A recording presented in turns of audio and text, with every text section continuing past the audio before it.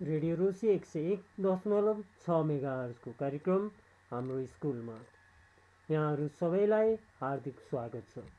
श्री बिन्दुवासिनी माध्यमिक विद्यालयको विज्ञान शिक्षक म दिनेश दाहालको तर्फबाट स्वीकार्नुहोस् सबैमा नमस्कार। आज हामी हाम्रो स्कुल श्रृङ्खलाको अर्को नयाँ कक्षामा उपस्थित भइसकेका छौँ। आजको कक्षामा हामी कक्षा 9 को विज्ञान विषय अध्ययन गर्नेछौँ। हामीले अघिल्ला कक्षाहरूमा भौतिक विज्ञानको पहिलो पाठ, नाप र रसायन विज्ञानको पहिलो पाठ, तत्त्वहरूको वर्गीकरणको बारेमा चर्चा गरिसकेका छौँ। आजको कक्षामा हामी जीव विज्ञान खण्डको पहिलो पाठ, बिरुवाहरू तथा जनावरहरूको वर्गीकरण, क्लासिफिकेसन अफ प्लान्ट्स एन्ड एनिमल्सको बारेमा चर्चा गर्नेछौँ।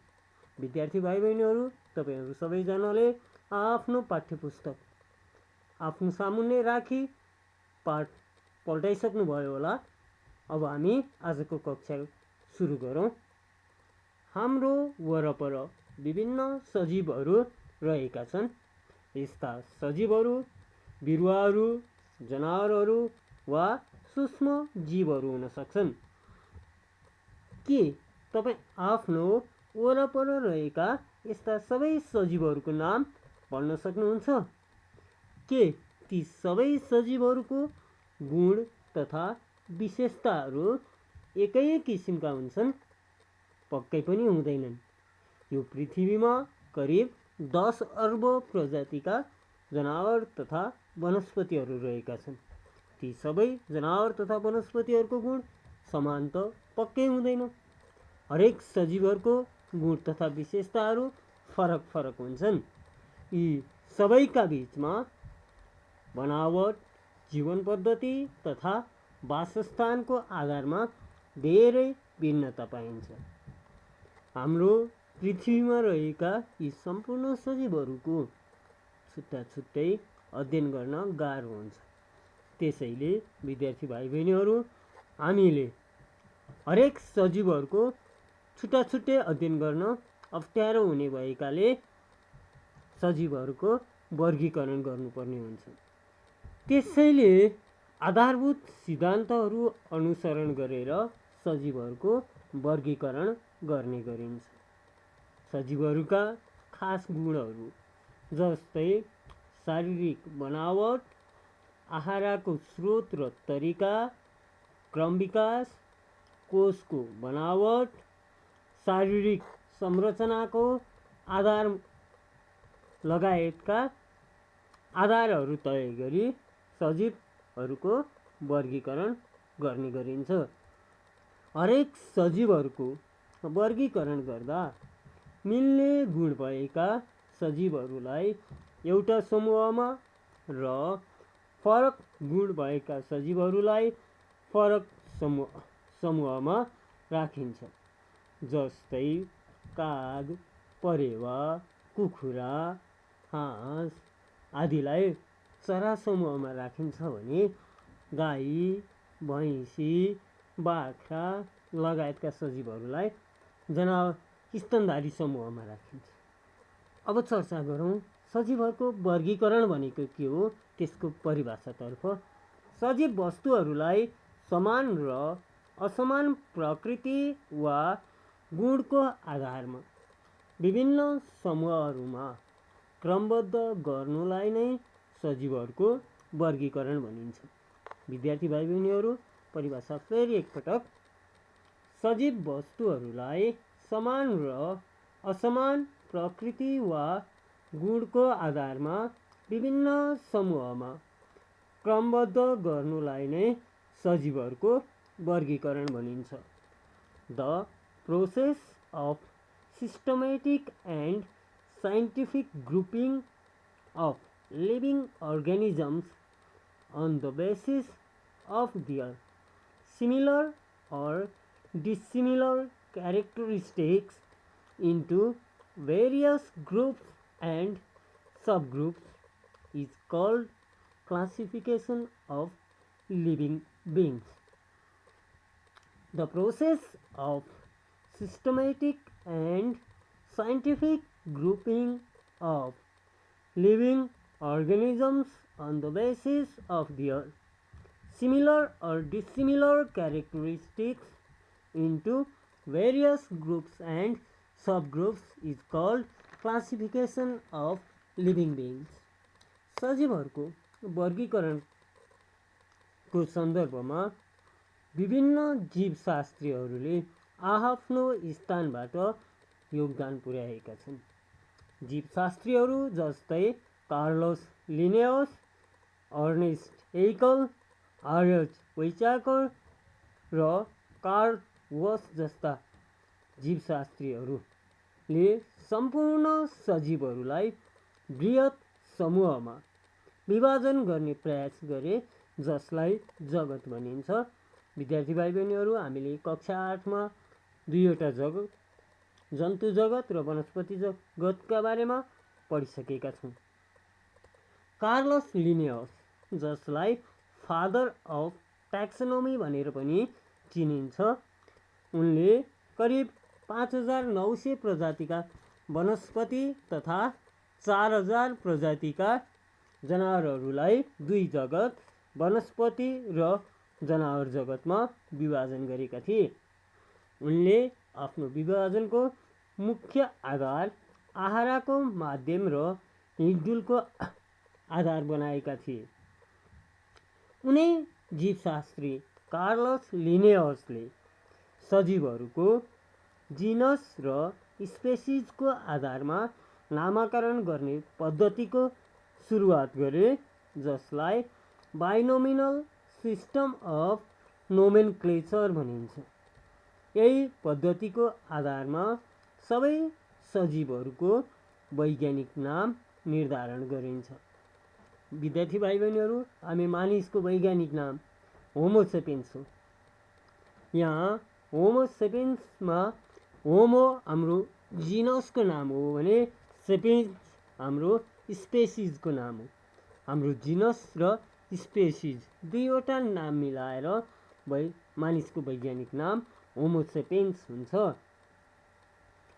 अब चर्चा गरौँ हामी सजीवहरूको वर्गीकरणको तरिकाको बारेमा। हामीले दुई जगत वर्गीकरण प्रणालीका बारेमा तल्ला कक्षाहरू कक्षा 6, 7 र 8मा अध्ययन गरिसकेका छौँ।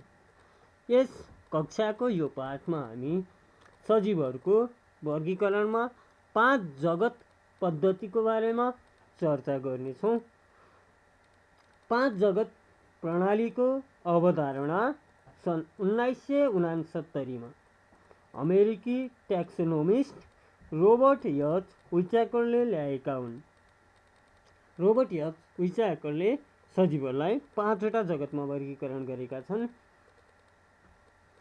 अन्य प्रणालीभन्दा 5 जगतीय वर्गीकरण प्रणाली बढी उपयुक्त हुनु र वैज्ञानिक प्रणाली हुनुका कारणहरू छन्।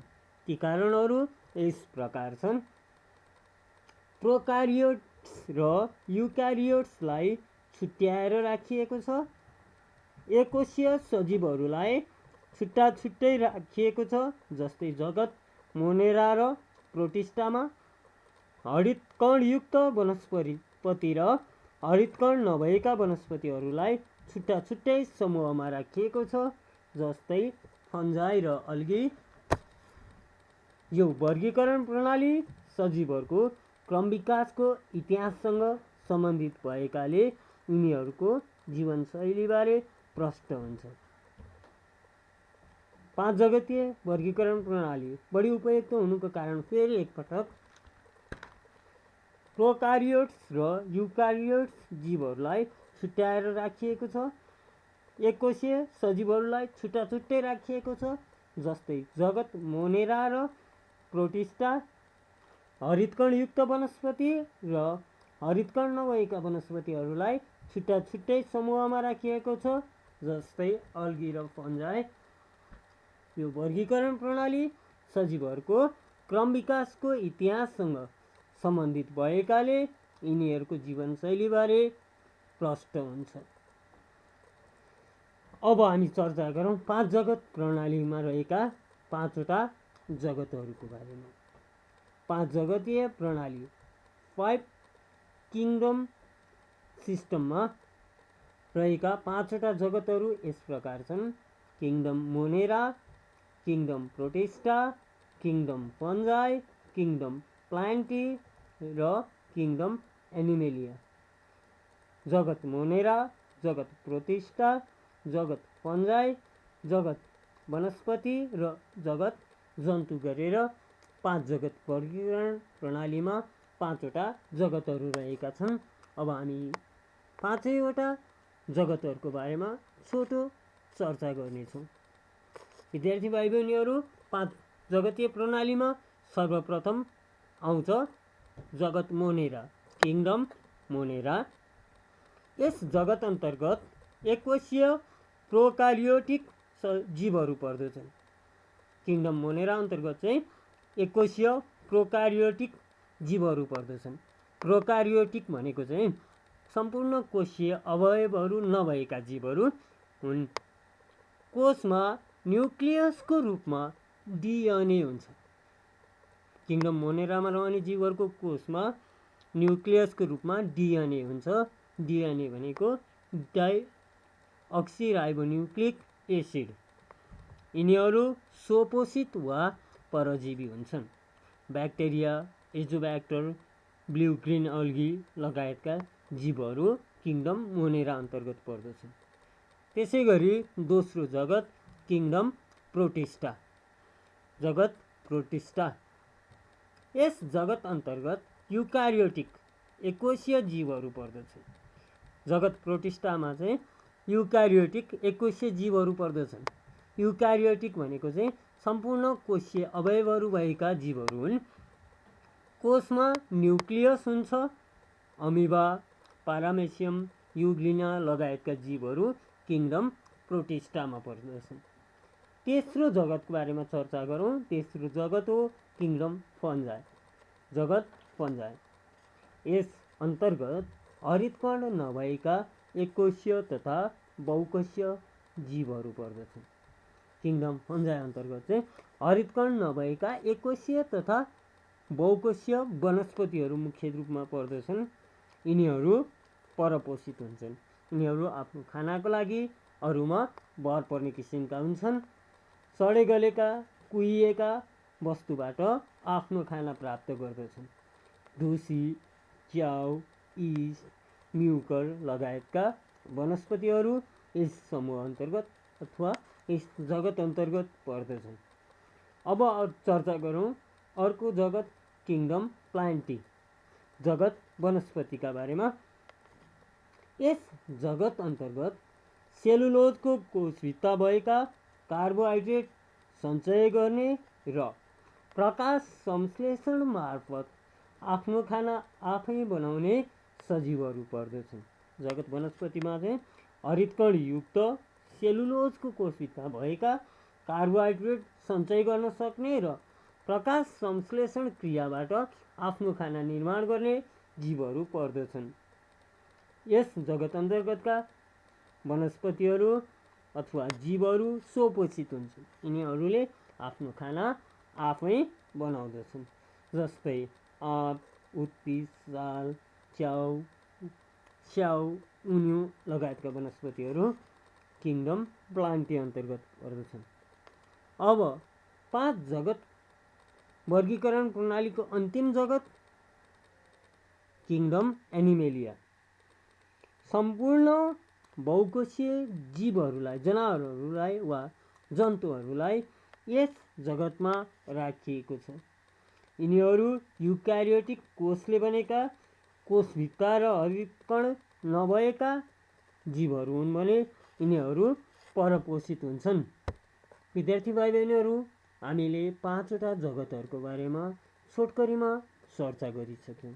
अब यस पाठमा हामी मुख्य 2 जगत, जगत वनस्पति र जगत जन्तुका बारेमा बृहत रूपमा परिचर्चा गर्नेछौँ।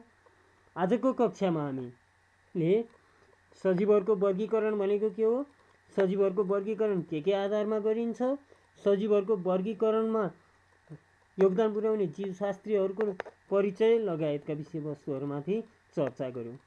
अब हामी जगत वनस्पतिको बारेमा चर्चा गर्दैछौँ। अब हामी जगत वनस्पतिको परिचय, यसका विशेषता, गुण, यस अन्तर्गतका समूह, उपसमूह लगायतका बारेमा चर्चा गर्नेछौँ। यस जगत अन्तर्गत सम्पूर्ण फुल फुल्ने र फुल नफुल्ने वनस्पतिहरू पर्दछन्। वनस्पति जगत अन्तर्गत चाहिँ सम्पूर्ण किसिमका फुल फुल्ने र फुल नफुल्ने हरितकण भएका वनस्पतिहरू पर्दछन्। एककोशीय, बहुकोशीय, हरितकण भएका वनस्पतिहरू यस अन्तर्गत पर्दछन्। यिनीहरूको शरीरको कोषमा हुने कोषभित्ता सेलुलोजले बनेको हुन्छ। यी सजीवहरू जुन जगत वनस्पति अन्तर्गत पर्दछन्, तिनीहरूको शरीरमा जुन कोष हुन्छ, त्यो कोषको कोषभित्ता चाहिँ निर्जीव वस्तु सेलुलोजले बनेको हुन्छ। यिनीहरू स्वपोषित हुन्छन्। वनस्पति जगत अन्तर्गतका सजीवहरू स्वपोषित हुन्छन्। भनाइको अर्थ यिनीहरूले आफ्नो खाना आफै बनाउँछन्। यिनीहरूमध्ये उन्यु, मार्गेन्सिया, मस, स्पाइरोगाइरा जस्ता वनस्पतिहरूमा फुल फुल्दैन भने सल्ला, तोरी, धान, आँप, सुन्तला जस्ता वनस्पतिहरूमा फुल फुल्छ। किङडम प्लान्टी वनस्पति जगतलाई मुख्य 3वटा डिभिजनहरूमा विभाजन गरिएको छ। ती डिभिजन हुन् डिभिजन अल्गी, डिभिजन ब्रायोफाइटा र डिभिजन ट्राकियोफाइटा। वनस्पति जगतलाई 3वटा डिभिजनमा विभाजन गरिएको छ। त्यो हो डिभिजन अल्गी, डिभिजन ब्रायोफाइटा र डिभिजन ट्राकियोफाइटा। अब हामी यिनै 3वटा डिभिजनहरूको बारेमा परिचय र यिनीहरूको विशेषता लगायतका विषयवस्तुहरूमाथि चर्चा गर्नेछौँ। विद्यार्थी भाइ बहिनीहरू, अल्गीको बारेमा हामीले अघिल्ला कक्षाहरूमा अध्ययन गरिसकेका छौँ। यहाँ हामी अल्गी, ब्रायोफाइटा र ट्राकियोफाइटाको बारेमा फेरि चर्चा गरौँ। सुरुमा अल्गी। अल्गी डिभिजन अन्तर्गत पर्ने वनस्पतिका गुण वा विशेषताहरू यस प्रकार हुन्छन्। एककोशीय तथा बहुकोशीय हुन्छन्। यिनीहरूमा क्लोरोफिल हुने हुनाले आफ्नो खाना आफै बनाउँछन्। यिनीहरूले स्टार्चको रूपमा खाना जम्मा गर्छन्। यिनीहरूको कोषभित्ता सेलुलोजले बनेको हुन्छ। मैथुनिक र अमैथुनिक तरिकाबाट प्रजनन हुन्छ। यी वनस्पतिहरू पोखरी, नदी, समुद्र र चिसो ठाउँमा पाइन्छ। डिभिजन अल्गीका विशेषताहरू पुनः एकपटक। डिभिजन अल्गी अन्तर्गत पर्ने वनस्पतिहरू एककोशीय तथा बहुकोशीय हुन्छन्। यिनीहरूमा क्लोरोफिल हुने हुनाले आफ्नो खाना आफै बनाउन सक्छन्। यिनीहरूले स्टार्चको रूपमा खाना जम्मा गर्छन्। यिनीहरूको कोषभित्ता, जुन कोषको बाहिरी आवरण हुन्छ, कोषभित्ता सेलुलोजले बनेको हुन्छ। मैथुनिक र अमैथुनिक प्रक्रियाबाट यिनीहरूमा प्रजनन हुन्छ। यी वनस्पतिहरू खास गरी पोखरी, नदी, समुद्र र चिसो ठाउँमा पाइन्छन्। उदाहरणको रूपमा अल्गी डिभिजन अन्तर्गत पर्ने वनस्पतिहरू क्लामाइडोमोनास, भोल्भक्स, स्पाइरोगाइरा, युलोथ्रिक्स, फ्युकस जस्ता वनस्पतिहरू अल्गी डिभिजनमा पर्दछन्। Division bryophyta. विद्यार्थी भाइ बहिनीहरू, अब हामी डिभिजन ब्रायोफाइटाका गुण तथा विशेषताहरू चर्चा गरौँ। डिभिजन ब्रायोफाइटाका गुण तथा विशेषताहरू यस प्रकार छन्। डिभिजन ब्रायोफाइटा अन्तर्गतका वनस्पतिहरू सबै बहुकोशीय हुन्छन्। यिनीहरूको शरीरमा एउटाभन्दा बढी कोषहरू हुन्छन्। कुनै बिरुवाको राइजोइड, काण्ड र साधारण पात हुन्छ। यिनीहरू स्वपोषित हुन्छन्। गर्भधान हुन पानी चाहिने भएकाले यसलाई उभयचर वनस्पति पनि भनिन्छ। यिनीहरूको जीवनचक्रमा अल्टरनेसन अफ जेनेरेसन हुन्छ। यिनीहरू ओसिलो चिस्यान भएको ठाउँमा पाइन्छ। डिभिजन ब्रायोफाइटाका विशेषताहरू पुनः एकपटक। डिभिजन ब्रायोफाइटा अन्तर्गतका वनस्पतिहरू बहुकोशीय हुन्छन्।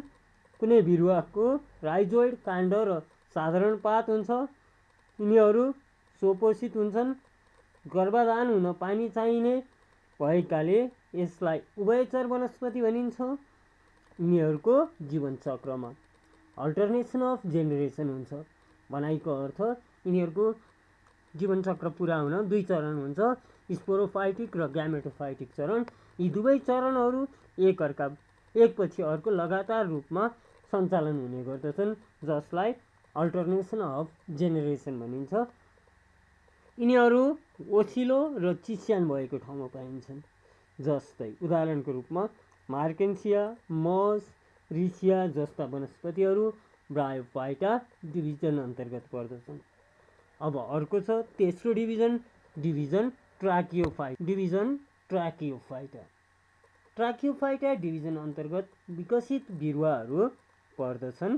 यिनीहरूको भास्कुलर तन्तु जाइलम र फ्लोएमको विकास भएको हुन्छ। यी वनस्पतिहरूबाट धेरै अग्ला रुखहरू बन्दछन्। ट्राकियोफाइटा डिभिजनलाई 3वटा सब डिभिजनहरूमा विभाजन गरिएको छ। ती हुन् टेरिडोफाइटा, जिम्नोस्पर्म र एन्जियोस्पर्म।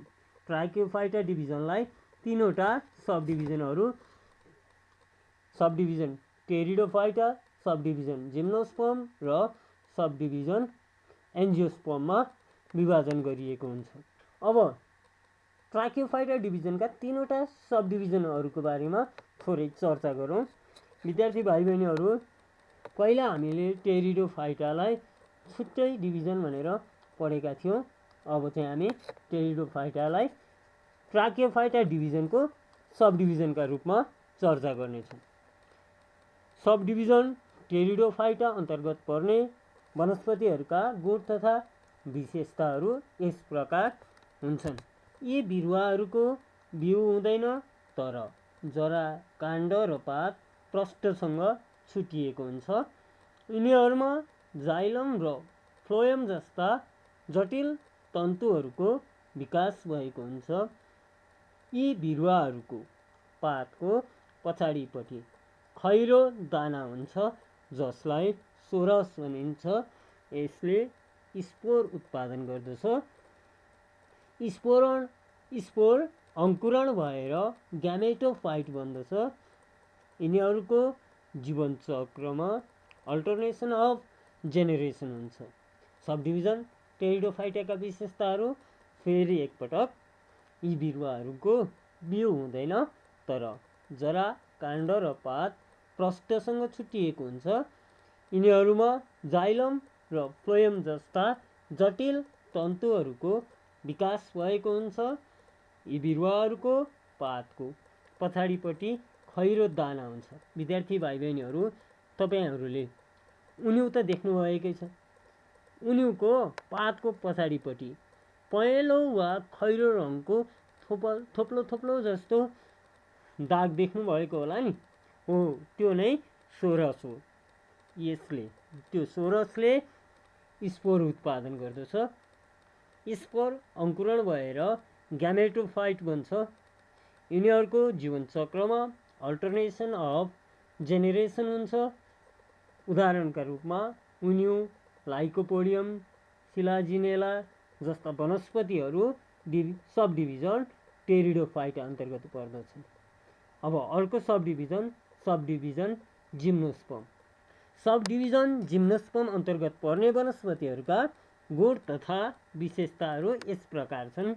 यी बिरुवाहरूको वास्तविक फुल र फल हुँदैन।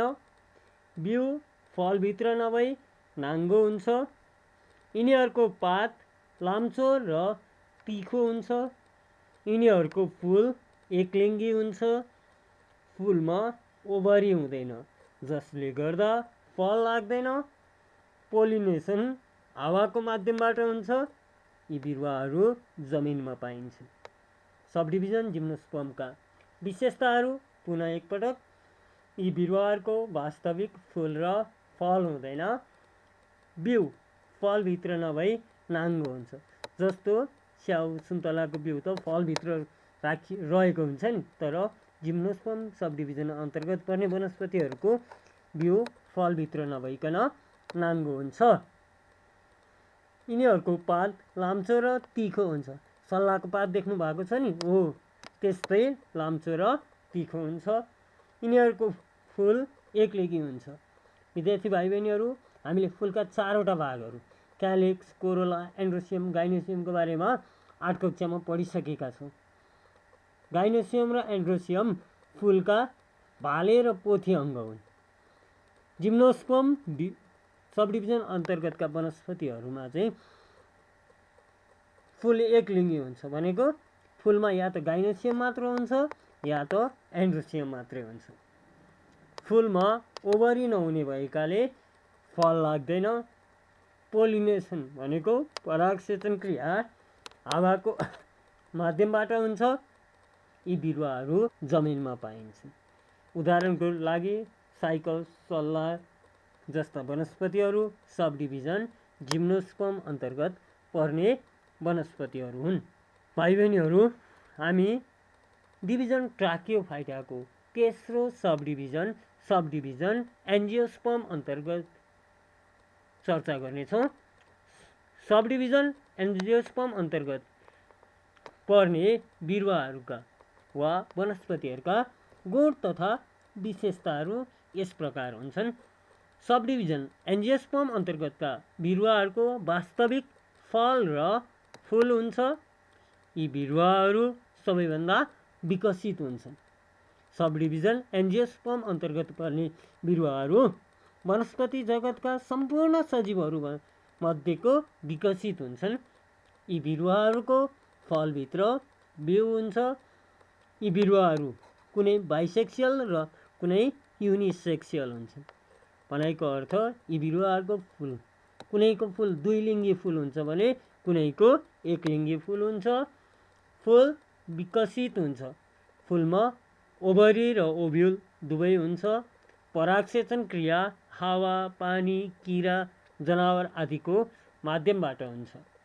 यी बिरुवाहरू कुनै पानीमा पाइन्छन् भने कुनै जमिनमा पाइन्छन्। एन्जियोस्पर्म सब डिभिजनका गुण तथा विशेषताहरू पुनः एकपटक। सब डिभिजन एन्जियोस्पर्म अन्तर्गतका बिरुवाहरूको वास्तविक फुल र फल हुन्छ। यी बिरुवाहरू सबैभन्दा विकसित हुन्छन्। यी बिरुवाहरूको फलभित्र बिउ हुन्छ। कुनै बिरुवाहरू बाइसेक्सियल र कुनै बिरुवाहरू युनिसेक्सियल हुन्छन्। फुल विकसित हुन्छ। फुलमा ओभरी र ओभ्युल दुवै हुन्छ। परागसेचन क्रिया हावा, पानी, किरा, जनावर आदिको माध्यमबाट सम्भव हुन्छ। यी बिरुवाहरू मध्ये कुनै बिरुवाहरू पानीमा पाइन्छन् भने कुनै बिरुवाहरू जमिनमा पाइन्छन्। जस्तै सुन्तला, मकै, केरा, धान, भटमास जस्ता वनस्पतिहरू जमिनमा पाइन्छन् भने जलकुम्भी, लेम्ना, पिस्टिया लगायतका वनस्पतिहरू पानीमा पाइन्छन्। विद्यार्थी भाइ बहिनीहरू, आजको कक्षामा हामीले सजीवहरूको वर्गीकरण भनेको के हो, 5 जगत प्रणाली, 5वटा जगतको संक्षिप्त चिनारी र जगत वनस्पति अन्तर्गतका 3वटा डिभिजन अल्गी, ब्रायोफाइटा र ट्राकियोफाइटाका बारेमा चर्चा गऱ्यौँ। अहिले हामीले भर्खरै सब डिभिजन एन्जियोस्पर्म अन्तर्गतका वनस्पतिहरूको गुण तथा विशेषताहरूको बारेमा चर्चा गऱ्यौँ। सब डिभिजन एन्जियोस्पर्ममा रहने वनस्पतिहरूमा बिउ हुन्छ। ती वनस्पतिहरूको बिउमा हुने फक्लेटा वा कटिलेडनको आधारमा एन्जियोस्पर्मलाई 2वटा क्लासमा बाँडिएको हुन्छ। ती क्लासहरू हुन् मोनोकटिलिडन र डाइकटिलिडन। विद्यार्थी भाइ बहिनीहरू, अब हामी मोनोकटिलिडन र डाइकटिलिडनका गुण तथा विशेषताहरूको बारेमा चर्चा गर्ने प्रयास गर्नेछौँ। आजको कक्षाको समय लगभग सकिसकेको जानकारी आइसकेको हुनाले आजको कक्षालाई हामी यहीँ बिट मार्दै अर्को कक्षामा मोनोकटिलिडन र डाइकटिलिडन क्लासका गुण तथा विशेषताहरूको बारेमा चर्चा गर्ने बाचा गर्दै म पनि बिदा हुन्छु। हवस् त, नमस्कार।